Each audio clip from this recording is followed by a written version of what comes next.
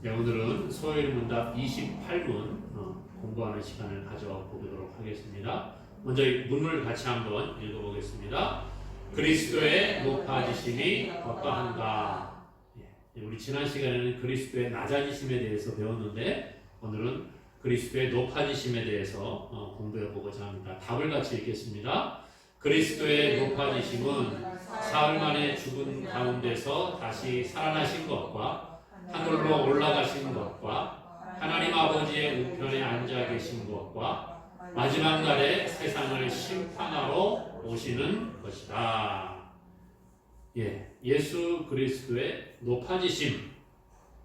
예수님이 인간의 몸을, 하나님이신 예수님이 인간의 몸을 입고 이 땅에 오신 것, 이것이 예수님의 낮아지심이라고 했어요. 그래서 죄 때문에 죽기까지 복종하시는 그러한 예수님의 낮아지심을 우리가 보았는데, 이제 예수님은 계속 낮아지시기만 한 것이 아니라는 거예요. 예수님이 낮은 자리에서 그냥 죽고 끝났다, 이러면 우리에게 큰 의미가 없을 수가 있습니다. 그런데 성경은 예수님께서 낮은 자리에 오셔서 낮아지시기만 한 것이 아니라 그 후에 하늘의 권세를 다시 회복하시는 것까지 말씀을 하고 있습니다. 그래서 예수님이 다시 높아지심으로 본래의 자리를 회복하고 본래의 모습을 되찾는 것을 우리에게 말씀해주고 있지요. 그래서 오늘 소요일 문답 제28문에서는요, 예수님의 높아지심을 네 가지로 이야기합니다. 먼저 다시 살아나심이라는 거예요. 또한 하늘로 올라가시는 겁니다. 그리고 하나님의 보좌 우편에 앉아 계시는 거예요. 그리고 마지막 날 세상을 심판하러 다시 오시겠다. 이것이 예수 그리스도의 높아지심의 그 계단이라는 거예요. 그래서 오늘은 이 예수님의 높아지심을 살펴보기 원하는데요. 먼저 첫 번째로 예수님의 다시 살아나심이라는 겁니다. 예수님께서는 낮은 자의 자리에 오셨지요. 인간의 몸을 입고 이 땅에 오셔서 고난을 당하시고 죽임을 당하셨어요. 십자가에서 우리의 모든 죄를 담당하시고 죽게 됩니다. 완전한 죽음이지요.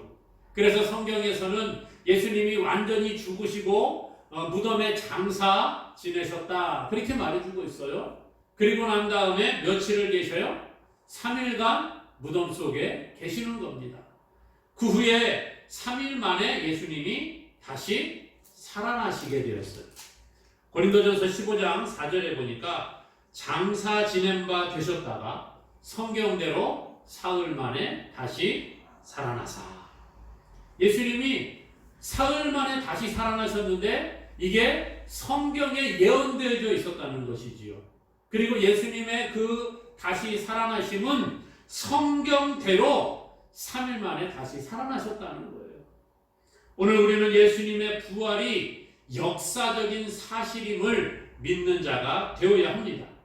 그래서 우리가 읽은 고린도전서 15장에는요, 이 예수님의 살아나심을 이야기하는데, 우리가 그랬죠. 3절에는 예수 그리스도께서 우리 죄를 위하여 성경대로 죽으시고, 4절에 보니까 예수 그리스도께서 성경대로 사흘 만에 다시 살아나셨다 그랬어요. 그리고 예수님의 이 살아나시는 이것의 증인들, 예수님의 부활의 역사적인 증인들이 소개가 되고 있는 것이지요. 그래서 예수님의 부활을 목격한 사람들이 많이 있었어요. 그것이 무엇입니까? 오늘 본문 5절, 고린도전서 15장 5절 이하에 보면 이런 얘기합니다. 게바에게 보이시고, 게바가 누구예요? 베드로지요. 베드로에게 먼저 보이십니다. 또 12 제자에게 보이셨다, 그렇게 말해요. 그 다음에 누구에게 보여요? 500여 형제에게 일시에 보이셨다. 그 다음에 또 야고보에게 보이셨다. 그리고 그 후에 모든 사도에게 보여주셨다. 그런 다음에 맨 마지막에 8절에 보니까 뭐라고 해요? 맨 나중에 만삭되지 못하여 난 자 같은 내게도 보이셨느니라. 이 예수님이 마지막에 이 바울에게까지 보여주셨다는 거예요. 그러므로 예수님의 부활은 환상이 아니라는 거예요. 예수님의 부활을 목격한 수많은 사람들이 있었다는 거지요. 예수님께서 부활하신 후에 제자들에게 나타나셨지요. 그리고 부활이 역사적인 사실임을 증명해 보입니다. 오늘 말씀과 같이 베드로에게 먼저 보이셨고 또 제자들이 있는 자리에 예수님이 친히 찾아가시지요. 그리고 그 손과 옆구리를 보여주고 나다 그렇게 말씀하시지 않습니까? 그리고 또 제자들에게 나타나셔서 구운 생선 한 토막을 받아 드시는 모습을 보여주시므로 영으로만 오신 분이 아님을 이야기하는 거야. 환상이 아니고 실제로 육신이 부활했다는 것을 보여주시게 됩니다. 누가복음 24장 38절 39절에 보니까요. 예수께서 이르시되 어찌하여 두려워하며 어찌하여 마음에 의심이 일어나느냐. 내 손과 발을 보고 나인 줄 알라. 또 나를 만져보라. 그러면서 뭐라 그래요? 영은 살과 뼈가 없으되 너희 보는 바와 같이 나는 있느니라. 예수님이 말씀하시기를요. 만져보라는 거예요. 그러면서 너희들이 나를 귀신이나 영으로 생각하지 말라는 겁니다. 영은 살과 뼈가 없다는 거예요. 사람이 만져도 만져지지 않는 게 영이라는 것이지요. 그러나 예수님의 부활이 역사적인 사실이고 예수님의 그 육체의 부활이 팩트임을 말씀해주고 있는 거예요. 사실이라는 것을 증명하기 위해서 뭐라고 해요? 나를 만져보라는 거예요. 예수님을 손으로 만져보고 너희 보는 바와 같이 나는 살과 뼈가 있다. 이것을 친히 보여주시고 제자들에게 증명해 보이셨다는 거예요. 그러므로 사랑하는 여러분, 예수 그리스도께서 다시 살아나심으로 말미암아 우리에게 부활의 소망을 주신 것을 믿고 감사할 수 있기를 바랍니다. 그리고 예수님을 따라 우리도 부활의 소망을 가지고 살아가는 자가 될 수 있기를 주님의 이름으로 간절히 축원합니다. 두 번째로 예수님의 그 높아지심은요, 하늘로 올라가셨다. 그렇게 이야기하죠. 하늘로 올라가심. 예수님께서는 부활하신 후에 40일 동안 세상에 계시면서 제자들을 만나셨지요. 그리고 하나님 나라의 일을 말씀하셨다는 거예요. 성경에 보면 예수님이 40일 동안 제자들을 만나시고 사람들을 만나시고 그 후에 많은 사람들이 보는 앞에서 천국으로 들려 올라가시게 됩니다. 이 사건은 사람들이 환상을 본 것이 아니라는 거예요. 많은 예루살렘에 있는 많은 사람들이 예수님의 부활 승천을 목격했습니다. 단체로 환상을 보았다 이렇게 주장하는 분들도 계시는데요. 저는 그렇게 생각하지 않습니다. 물론 단체로 환각 증세를 보였을 가능성 있을 수 있을지 모르겠습니다만은 성경은 그렇게 말하고 있지 않다는 거예요. 예수님이 그 하늘로 들려 올라가실 때에 많은 자들이 목격을 합니다. 그리고 하늘에서 소리가 들려옵니다. 그러므로 그것이 역사적인 사실이라는 것을 성경은 증명하고 기록하고 있다는 거예요. 그리고 사도행전 1장 9절에 보니까 이렇게 말합니다. 이 말씀을 마치시고 그들이 보는 데서 올려져 가시니 구름이 그를 가리어 보이지 않게 하더라. 예수님이 사람들에게 말씀하신 후에 이제 하늘로 들려 올라가십니다.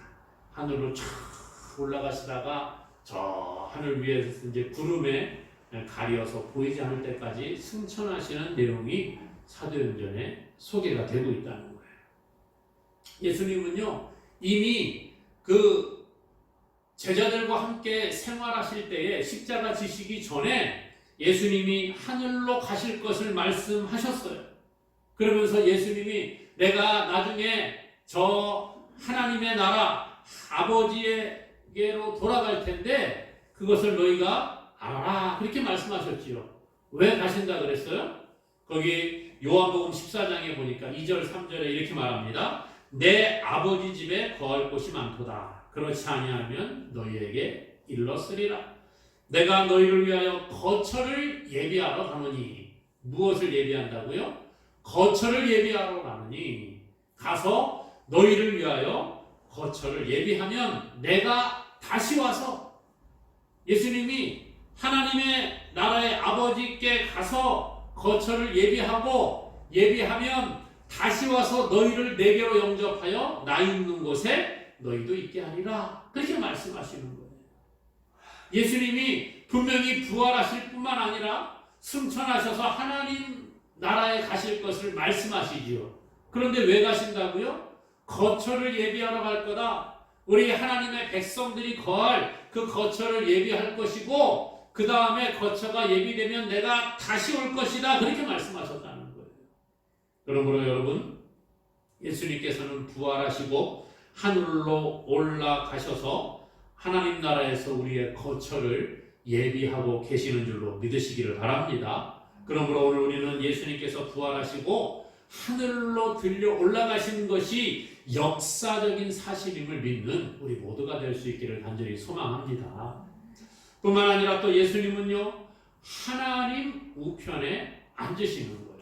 자, 부활하셨습니다. 그리고 하늘로 들려 올라가십니다. 그리고 하나님의 나라에서 하나님 보좌 우편에 앉으셨다. 그렇게 말합니다. 이 말은 예수님이 영광의 자리에 계시는 것을 의미합니다. 하나님이신 예수님이 영광의 보좌를 버리시고 낮고 천한 이 땅에 인간의 몸을 입고 죄인의 자리까지 낮아지셨는데 예수님이 죽으시고 부활하시고 승천하신 다음에 이제 다시 예수님의 그 영광의 자리로 복귀하게 되는 것이지요.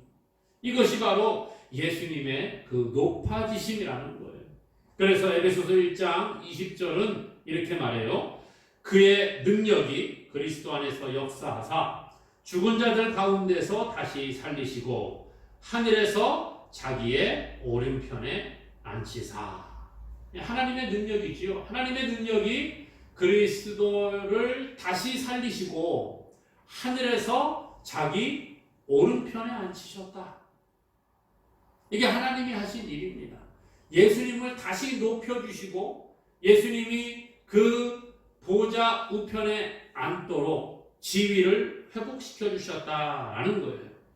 예수 그리스도의 이름 앞에 모두가 경배할 수 있도록 예수님을 높이시지요. 그래서 빌립보서 2장 9절 10절 말씀에서는요, 이러므로 하나님이 그를 지극히 높여 모든 이름 위에 뛰어난 이름을 주사 그를 높이셨다는 거예요. 그래서 하늘에 있는 자들과 땅에 있는 자들과 땅 아래에 있는 자들로 모든 무릎을 예수의 이름에 꿇게 하시고, 예수님을 지극히 높이셨는데 하늘에 있는 자들, 천사들과 땅에 있는 자들, 우리 모든 사람들과 땅 아래에 있는 저 지옥 백성들까지, 마귀들까지 모두가 예수 그리스도의 그 이름 앞에 무릎을 꿇게 하시고 그 예수 그리스도의 영광이 회복되게 하시는 겁니다. 이게 하나님께서 예수님을 높이시는 방법이라는 거예요. 예수님이 승천하신 다음에 이제 사도행전을 보면 예수님의 제자들이 성령을 받습니다.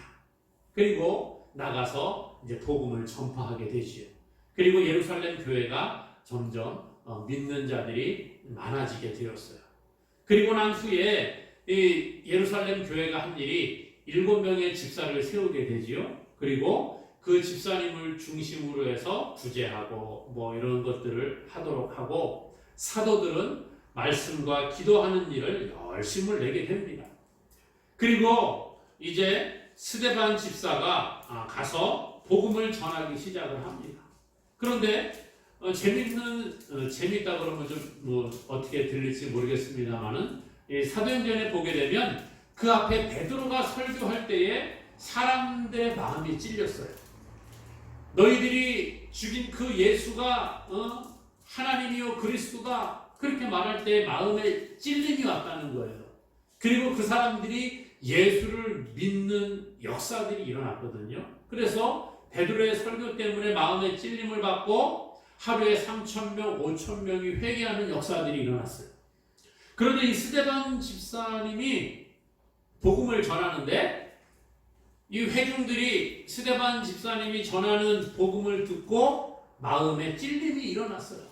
베드로 사도가 설교할 때에도 마음에 찔림이 일어났고 스데반 집사님이 설교할 때에도 마음에 찔림이 일어났어요. 그런데 문제는 반응이 달랐다는 거예요. 이 베드로가 설교할 때는 마음에 찔림이 일어나서 회개의 역사가 일어났는데 스데반 집사님이 설교할 때 마음에 찔림이 일어났는데 이들은 마음이 강팍해져서 회개하지 않고 어떻게 해요? 스데반 집사를 돌로 쳐서 순교하게 만듭니다. 그때 사도행전 7장 55절 56절에 보니까요. 스데반이 성령이 충만하여 하늘을 우러러 주목하여 하나님의 영광과 및 예수께서 하나님 우편에 서신 것을 보고 예수님이 어디에 계시다고요? 하나님 우편에 서신 것을 보았다는 거예요. 말하되 보라 하늘이 열리고 인자가 하나님 우편에 서신 것을 보노라 한대. 스데반 집사님이 돌에 맞아서 순교할 때에 이 영안이 열리게 됩니다. 그리고 하나님의 영광과 예수님이 그 하나님의 보좌 우편에 서서 스데반을 기다리고 계시는 모습을 보게 됐다는 거예요. 그리고 입으로 고백을 하죠. 하늘이 열리고 인자가 예수님이 하나님의 우편에 서신 것을 보노라 그렇게 말하고 순교하게 됩니다. 그러므로 이 예수님이 하나님 보좌 우편에 계시다는 것은 성경의 여러 군데에서 우리에게 증거해주고 있는 것입니다. 오늘 우리는 예수님이 영광의 자리에 하나님의 보좌 우편에 그 왕의 자리에 복귀하셨다는 것을 믿는 자가 되어야 합니다. 지금 예수님이 어디 계시냐? 그러면 뭐라고 해야 돼요? 하나님 보좌 우편에 계십니다. 그렇게 말하는 거지요. 오늘 이것을 믿음으로 고백할 수 있기를 간절히 소망합니다. 마지막으로 예수 그리스도의 높아지심은 세상을 심판하러 다시 오신다는 거예요. 예수 그리스도의 높아지심의 최고의 계단은 세상을 심판하러 오신다는 것입니다. 예수 그리스도께서는 만왕의 왕으로 만주의 주로 심판주로 세상에 다시 오실 것이에요. 영적으로만 예수님이 임하시는 것이 아니라 모든 사람들이 다 볼 수 있도록 그렇게 임하신다고 성경은 말씀해 주고 있죠. 그래서 예수님이 부활하시고 하늘로 들려 올라가실 때에 이제 구름 속으로 이렇게 들려 올라가시게 되잖아요. 그때 사도행전 1장 11절에 말합니다. 갈릴리 사람들아 어찌하여 서서 하늘을 쳐다보느냐? 너희 가운데서 하늘로 올려지신 이 예수는 하늘로 가심을 본 그대로 오시리라 하였느니라. 하늘에서 소리가 있는 거예요. 천사들이 이야기하는 거죠. 갈릴리 사람들은 어찌하여 하늘만 쳐다보고 있느냐? 예수님이 구름 속으로 가려 보이지 않으니까 예수님 어디 가셨지? 그리고 하늘만 쳐다보고 있었던 것 같아요. 그러니까 하늘에서 소리가 들려옵니다. 그래서 뭐라고 해요? 하늘로 올려지신 이 예수는 하늘로 가심을 본 그대로 오시리라. 예수님이 다시 오실 것을 말씀하셨지요. 그래서 초대교회 성도들이 예수님의 다시 오심을 기다리는 것을 성경을 통해 보게 됩니다. 사도행전 17장 31절에도요. 이는 정하신 사람으로 하여금 천하를 공의로 심판할 날을 작정하시고 이에 그를 죽은 자 가운데서 다시 살리신 것으로 모든 사람에게 믿을 만한 증거를 주셨음이니라 하니라. 그렇게 말해주고 있습니다. 예수님이 다시 오실 것을 또한 얘기하고 그때에 천하를 공의로 심판하실 것이다 라는 것을 말씀해주고 있다는 거예요. 성경은 예수님이 다시 오신다고 약속하고 있습니다. 예수님이 오시는 날은요 심판의 날이라는 거예요. 예수님의 재림의 날은 심판의 날일 것입니다. 예수님이 오실 때에는요 예수님을 믿는 자나 예수님을 믿지 않는 자나 누구나 다 예수님의 심판대 앞에 나아가게 됩니다. 그리고 심판을 받는 거예요. 왜요? 예수님은 심판주로 다시 오실 것이기 때문이라는 거지요. 그래서 예수님은 세상에서 그 제자들과 함께 말씀을 가르치고 전하실 때에 요한복음 5장 29절에서 이렇게 말합니다. 선한 일을 행한 자는 생명의 부활로 악한 일을 행한 자는 심판의 부활로 나오리라. 예수님의 재림의 때에 재림하시면 모두가 다 예수님의 심판대 앞에 나아가는데, 선한 일을 행한 자, 하나님 앞에 선하다 인정함 받은 예수 그리스도를 믿는 자, 이런 사람들은 생명의 부활로 나오고, 예수님을 믿지 아니하고 하나님을 대적하는 악한 일을 행한 자들은 심판의 부활로 나와서 심판을 받게 된다라는 것이에요. 그런데 이 심판의 날에 예수 그리스도를 구주로 영접한 우리에게는 영광의 면류관이 예비되어져 있다. 성경이 말하고 있습니다. 그냥 예수님께 심판받고 그래 예수님 안 믿는 사람들 지옥 가고 우리는 그냥 천국에서 그냥 산다, 그 정도가 아니라는 거예요. 베드로전서 5장 4절에 보니까 그리하면 목자장이 나타나실 때에 시들지 아니하는 영광의 관을 얻으리라. 무슨 관이요? 시들지 않는 영광의 관, 영광의 면류관을 우리가 얻게 된다는 거예요. 이 말은 과거에 그 고대의 올림픽 같이 경기를 할 때에 경기에 우승한 자에게 관을 씌워줬잖아요. 지금도 우리 아직 그런 상징적인 것이 남아있지 않습니까? 올림픽 맨 마지막에 뭐합니까? 마지막 종목이 마라톤이잖아요. 마라톤 42.195 탁 뛰고 와서 딱 꼬리 이렇게 하고 난 다음에 가면은 이 면류관을 이렇게 관을 씌워주잖아요. 월계관을 씌워주잖아요. 그런데 과거에 이 사람들에게 씌워주는 월계관은 시들었다는 거예요. 그렇죠. 이 살아있는 이 식물을 가지고 만드니까 시들 수밖에 없지요. 그러나 오늘 베드로 전서에서 말씀하고 있는 것은요, 우리에게 하나님께서 영광의 관을 씌워주시는데, 이것은 그 운동 경기에서 우승한 사람이 받는 시들어버리는 면류관 정도가 아니라, 그것도 얼마나 영광스럽고 귀하게 여깁니까? 운동선수들 그렇잖아요. 금메달 따기 위해서 그렇게 노력합니다. 우승하는 사람들에게 씌워줬던 거 아니에요? 그런데 그 시드는 그 면류관조차도, 시드는 관조차도 귀하게 여겼던 사람들을 향하여 시들지 아니하는 영광의 관을 우리가 받을 것을 말씀해주고 있다는 거예요. 그러므로 여러분, 우리는 예수님의 재림의 날에 우리가 이러한 영광의 면류관을 받을 것을 소망하며 살아야 합니다. 예수님 다시 오시는데, 예수님은 심판주로 오십니다. 그때 모든 사람들이 다 심판대 앞에 선다는 거예요. 아까 말씀드렸죠. 예수님 믿고 죽은 사람이든지, 예수님 믿고 죽지 않은, 예수님 안 믿고 죽은 사람이든지, 또 예수님 믿지 않고 살아있는 사람이나 예수님 믿고 살아있는 사람이든지 누구나 다 심판대 앞에 서게 될 텐데, 만약 오늘 밤에 예수님 다시 오신다고 하면 오늘 저와 여러분들은 어떤 모습으로 그 주님 앞에 서게 될 것 같습니까, 여러분? 오늘 우리가 심판의 날에, 주님의 그 재림의 날에 주 앞에 갈 때 부끄럽지 않은 삶을 살아가야 하는 겁니다. 선한 일을 행한 자는 어떻게 한다고요? 선한 일을 행한 자는 생명의 부활로, 악한 일을 행한 자는 뭐라고요? 심판의 부활로 주님 앞에 서는 거예요. 그러므로 오늘 우리가 주님 앞에 설 날이 점점 가까워지는데, 우리가 가서 정말 생명의 부활로 주님 앞에 나아갈 수 있기를 소망합니다.